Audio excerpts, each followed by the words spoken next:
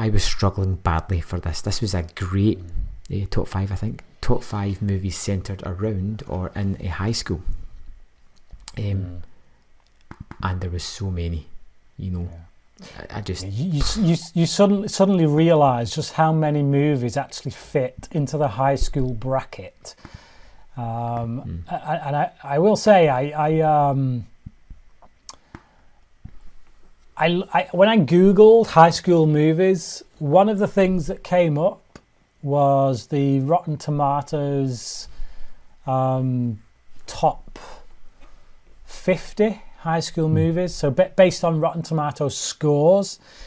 And I will say that my number two choice has a score of 98% on Rotten Tomatoes, and yet it doesn't appear in their list of high school films. So that just goes to show you how, if you get really out of the box on things, there are films that can be considered high school movies and yet, you know, would go unnoticed. So yeah, let's get into it, I guess. Yeah, if you give me one brief moment while I just completely rejig my list, because I've got a list of films here and I'm just, do you know what? I'm just going for it. Right, fine, good to go. Okay.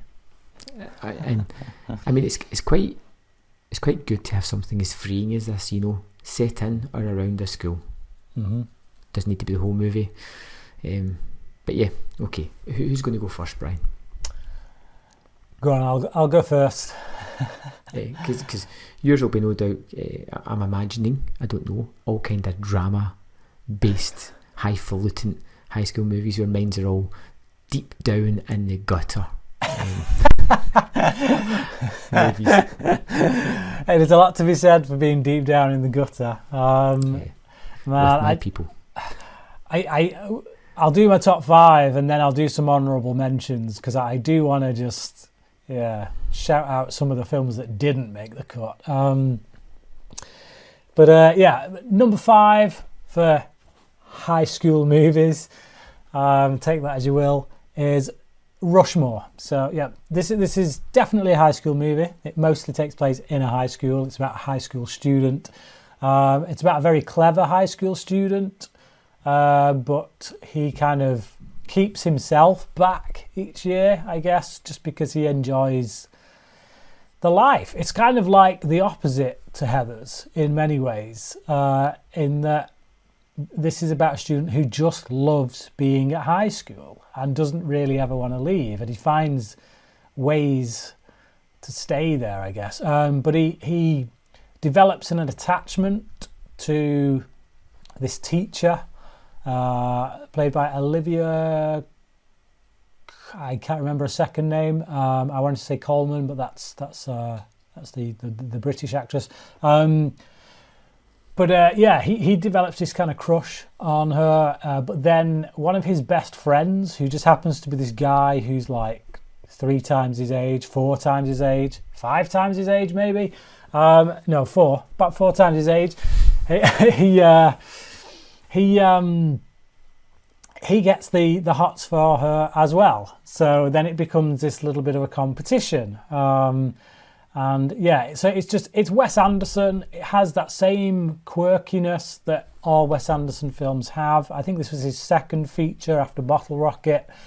And it's just hilarious, with really well drawn out characters and a nice visual flair. So yeah, really great high school movie, Rushmore. And it also pays homage to a lot of other movies. So there's these whole sequences in it when they do theatre, like obviously school plays that they put on, and they do a whole load of stuff in there that references movies and things. So you can tell this is made by someone who has a love of cinema. But yeah, really great film, Rushmore. Yeah. I'm trying to think if my movies are really centred. I mean, they all have high schools in them, but if they're really centred round about high school, I don't know if they are. Anyway, my number 5 is Scream. like I said, it is involving high school students at high school some of the time. It is something that rejuvenated the horror scene when it needed to be rejuvenated. We've spoke about Scream before. I think we've seen it countless times, really. It is probably one of the best horror movies of the 90s, if not the best. Wes Craven did it again. From we'll say the whole opening with Drew Barrymore was something that was unexpected at the time. She was the biggest star. Took her out. We've got Henry Winkler as the principal, who gets off screen. We only see for a brief second. It's all about these high school students who are media junkies. You know, they've all seen the horror movies that we've grew up with. They all know them inside out. They know the pitfalls and the traps, and they use that to their advantage by torturing each other in elaborate manners. Scream is an all-time favourite of mine, and simply, if there was only a high school in it for a second, it would have been on this list. Yeah, Scream was my number 6. Basically, I'm like this and that on it. I think in the end, Rushmore won out over Scream just because it mostly takes place at the high school, whereas Scream I was kind of on the fence with, because while we do see them at school a couple of times, it's mostly in people's houses. It's mostly, you know, and the whole final act is at a party, at a house party. So while it's about high school students, we don't really get a right lot at the high school. So for me, it was like, I was on the fence. I was like, can I really class it? I think you can, if you know, but yeah. I may even like it more than Rushmore, I think, but I just think that, yeah, I went with Rushmore just because it fits more neatly into that high school bracket. So, but yeah, definitely a great pick. Number 4 for me is Brick. So this is Ryan Johnson. Is it Ryan Johnson? Yeah. Yeah, Ryan Johnson. So, yeah. A brilliant film. His debut, I think. Yeah, debut film. And it was just phenomenal, really. Really dark. Really dark indeed. Maybe even owes a debt to Heathers in many ways by having, you know, I think Heathers was kind of like that first one to really turn that the high school kind of film into something, you know, very dark and but also humorous. Whereas here it is just very dark.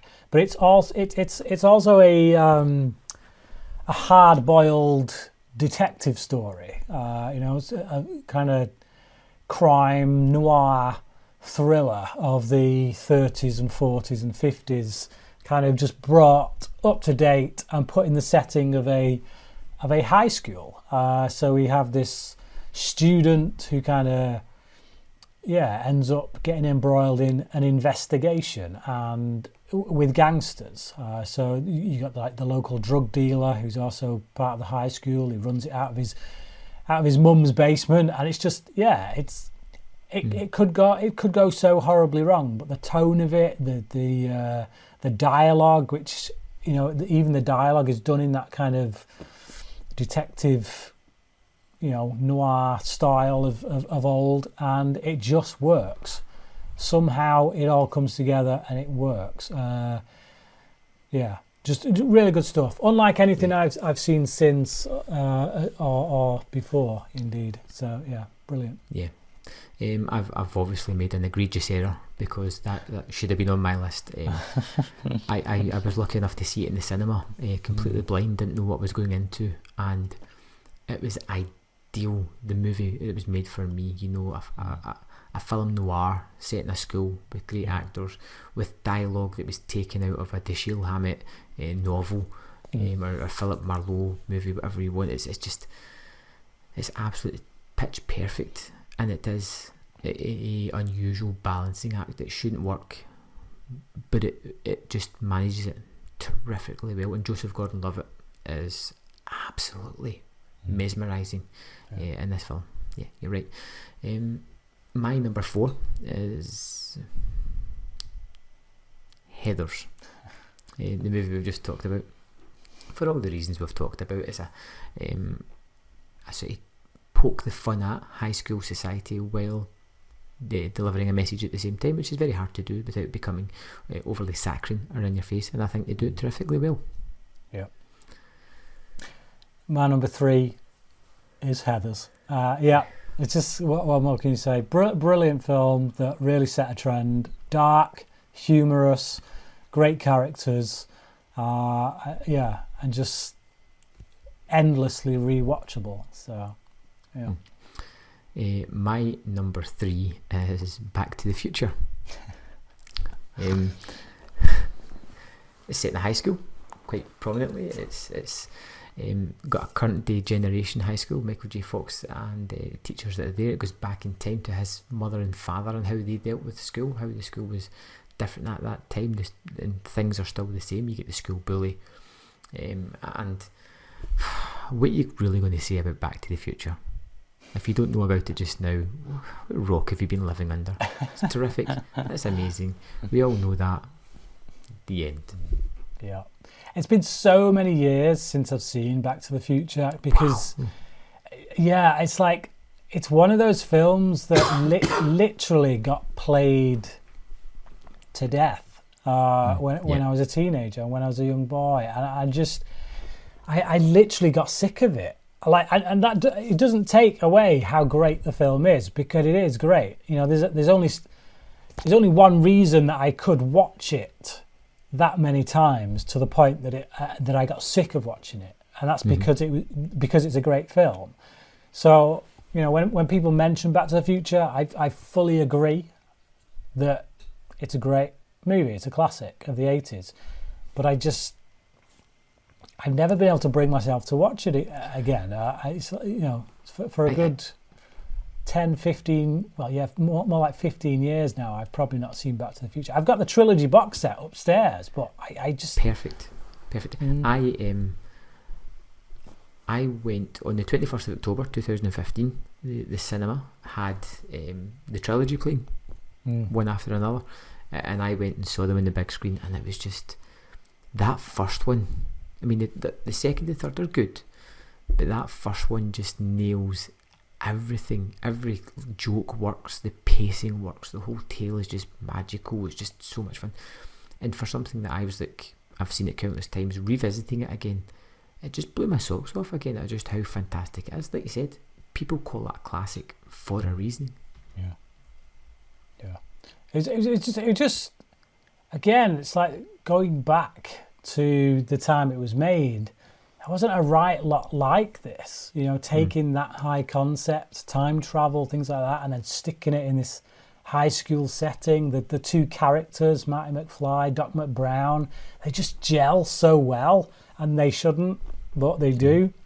You get this really old scientist guy and this young kind of whippersnapper of a typical teenager. It is. It's great, but it's not on my top 5.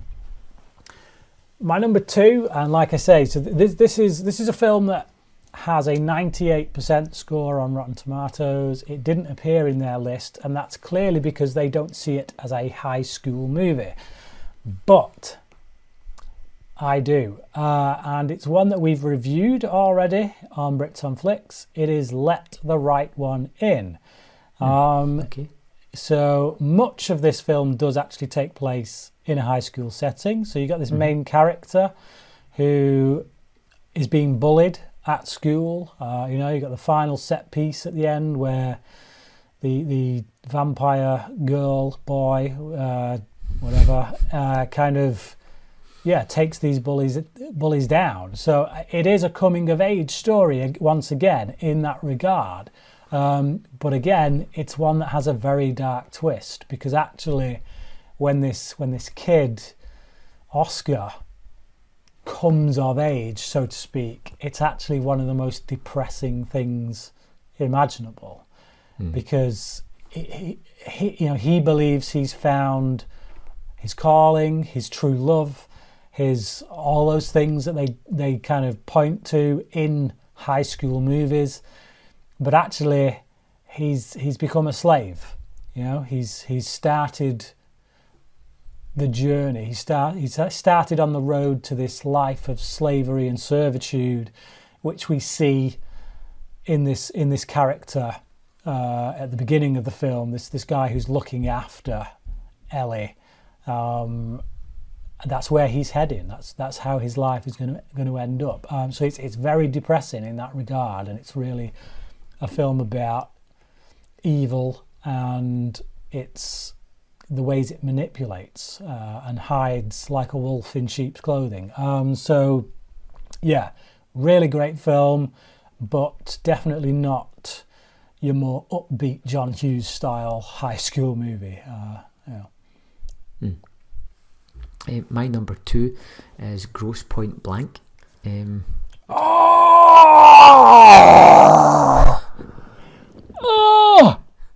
Talk about your egregious errors. No, we're going to have to rewrite this list. Sorry. Grosse Pointe Blank is one of my favourite films of all time. I did not think to put that on there. It was the first one that pointed. It just popped into my head straight away. Man. High School Reunion. It's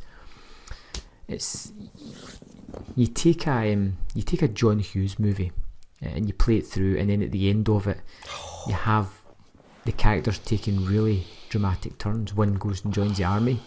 15 years later, he comes out as an assassin, and it becomes a romantic comedy with fantastic action beats that throws back to those John Hughes movies of the 80s through a terrific, absolutely fantastic soundtrack that this movie has. I'd say possibly John Cusack's best movie, and one that I watched a hell of a lot. Yeah. Man, anybody who's a fan of this movie couldn't fail to put it on their list. Oh, how did that slip me back? That genuinely hurts. That hurts. Right. Really does. Oh, I can't count the amount of times I've seen this film. I'm changing my list right now. Sorry, Rushmore's gone.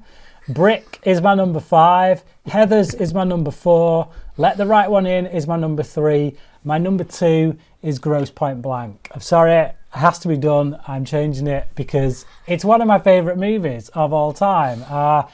Years ago, like 4 years ago, when I first started my YouTube channel, I did a 4-part video in which I did my top 100 movies of all time, and Grosse Pointe Blank was like I think it was in my top 20. So there is no way I'm ending this without putting that in my top 5. Not a chance. So yeah, everything's been bumped down. Grosse Pointe Blank is my number 2, big time. Moving on, I'll let you do your number 1. Okay, my number 1 is Richard Linklater's Dazed and Confused. I've always had a great affinity with this movie. It's a movie pretty much without a story, which I think Linklater does better than anybody else, but it gives you a true cross-section of the different kind of cliques and groups that there is in high school, and it doesn't focus on one in particular. It gives you insight to all of these groups and the way they think and the way they socially interact. You have kids moving up from middle school into high school. You have the kids that are going into seniors, are going to be the sort of gods of the school, so to speak. It is full of a jaw-dropping cast of characters before they were big. It's a movie that I've watched countless times, and it's effortless every single time. If I had to pick one niggle on it, it would be the lead actor who plays Mitch, who isn't a good actor. But other than that, everything else about this movie is just perfect.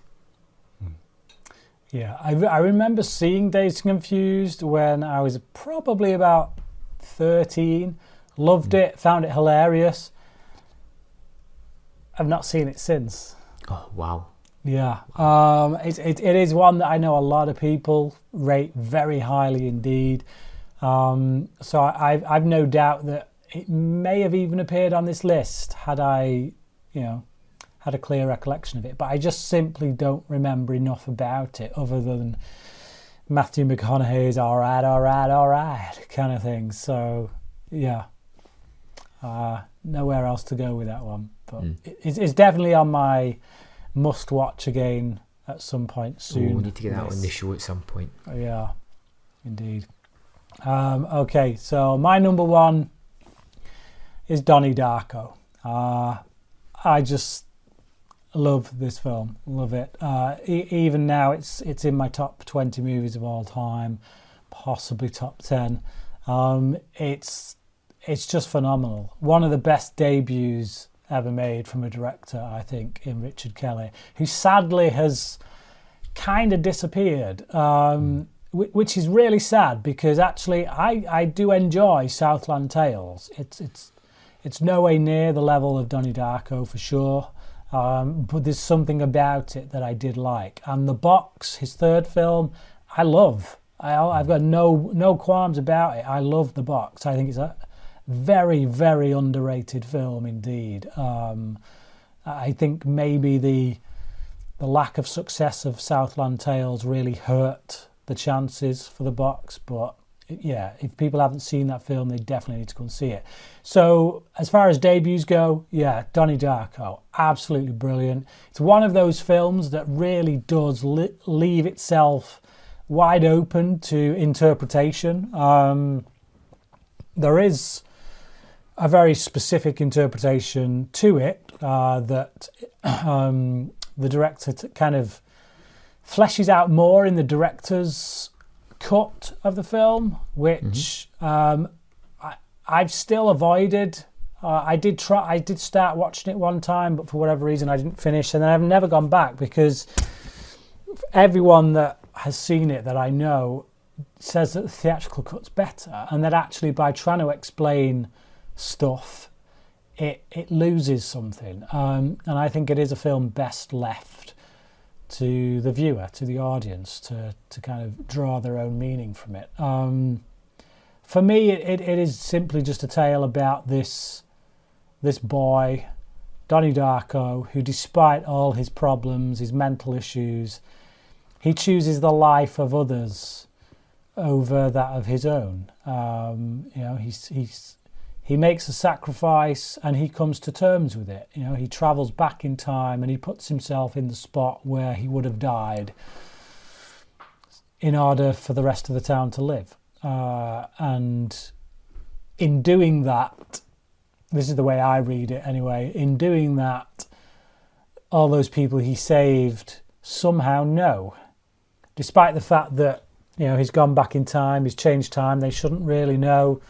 They're still affected by it. They still feel it. They still feel his loss. They still feel what he's done for them, and it impacts them. And that's why we have this little montage at the end of the film in which we see them all waking up or being in various places and just having these moments. And it's a brilliant film. Like I say, that's my interpretation. Doesn't have to be anybody else's, but yeah, I love it. And Mary McDonnell is great in it as well. She plays the mother. She has a really great scene in there that affects me every time I watch it. And yeah, I love it. Absolutely love Donnie Darko. Brilliant film. Yeah. Just before you go into your list, I'll just throw out two close calls in my list. Well, three, but if I include Brick, which I forgot about. School of Rock and The Breakfast Club were two that I just had to push off my list. Is School of Rock high school?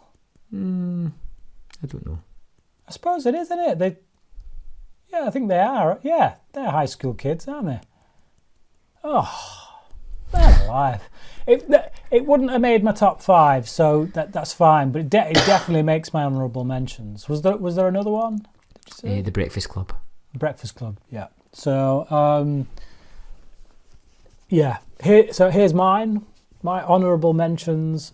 Mean Girls, which I really love, and it's actually directed by the brother of the writer of Heathers, Mark Waters. So a lot of people give credit to Tina Fey for the film. I feel like Mark Waters was kind of trying to put a bit of his brother's inflection within that film. It doesn't quite go as dark as Heathers, but it definitely it definitely owes a debt to Heathers, big time.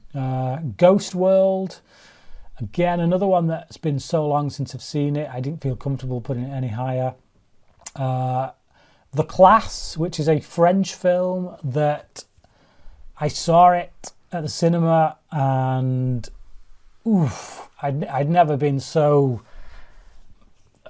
just tense. Like it basically mostly takes place in a classroom, and it's all done. You can tell there's been a lot of improv involved. It feels very real, very natural, and it's about this just unruly class, just annoying teenagers, and how they're able to manipulate and play the system and know how to get around things, and you feel frustrated for this teacher, and then finally he does something, he oversteps a mark, and you're kind of with him for it, you kind of understand it, and yet it's still unacceptable. In the eyes of the school, it's unacceptable, and he has to take the fall for it. So it's an incredible film. Juno is another one. Again, brilliantly written. The Breakfast Club. How could you not put The Breakfast Club on any honourable mentions film? Just above The Breakfast Club for me, which is actually my favourite John Hughes film, is Some Kind of Wonderful, which is actually kind of a remake of Pretty in Pink. John Hughes wasn't too keen on the end result of Pretty in Pink, so he did it again with Some Kind of Wonderful, except he switched. He did a role reversal with the male and the female character, so that, I guess, so it wasn't a straight up remake, I guess. But it works. It works better actually by giving the male character the traits of the female one in Pretty in Pink, and vice versa. It adds a new dynamic to it, which is quite unexpected. Back to the Future, obviously, and my final honourable mentions, The Guest, which, is just a really great film. There was one movie that kind of flirted around the edges of my list, but there's literally like 2 scenes in a school, and I wasn't even sure if it was high school or not. Yeah. But since we're throwing it out there, Battle Royale. Yeah. Hey, that's it. So, by saying Battle Royale, you've just reminded me of another Asian film, and I can't even remember what it's called now. But yeah, it's about this teacher anyway who takes revenge on the students. But it's a really great Lesson film. of the Evil. No. It's a Takeshi Miike movie that's rather bloody. Right, to be expected, I guess. But yeah, there you go. There's our top 5 high school movies.